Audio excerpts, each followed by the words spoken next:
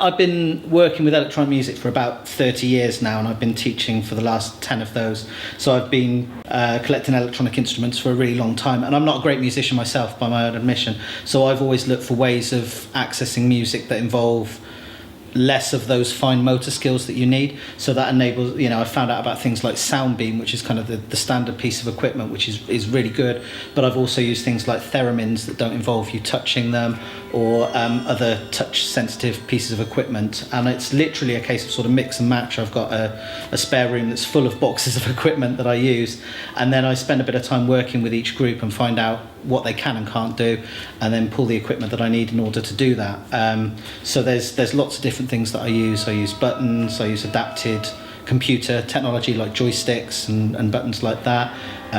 We use regular keyboards but modified. The guitar that I use is modified so you can play it with one hand.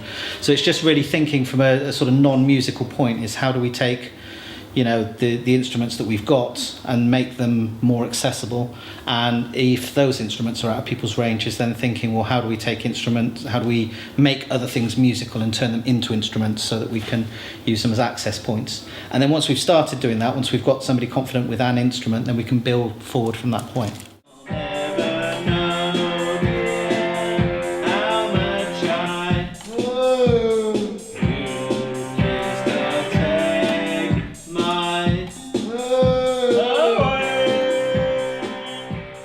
Well, I was discussing with David's key worker how David seems just so much more alert and so much more engaged, and I mean, one could almost describe it like a light going on, and not that he wasn't alert before, but there seems to be increased almost curiosity and an increased wanting to engage in things, and music particularly has always been the avenue for him to choose, but there has been a definite marked improvement in David's communication and in his general demeanour really since he started working with Lee. One of the good things about music is it sort of fits around a lot of other what have often been called soft skills around the school. So it's things like listening to other people, following instructions, working in teams, in concert with other people.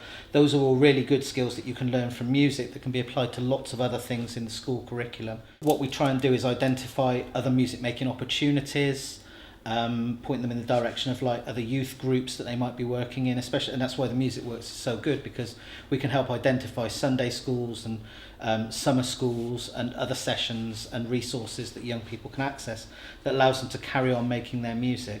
And one of the things that I'm really keen to do as well is to get people who are accessing the music with me, who perhaps have a disability, working alongside mainstream people, so we're bringing those two things together.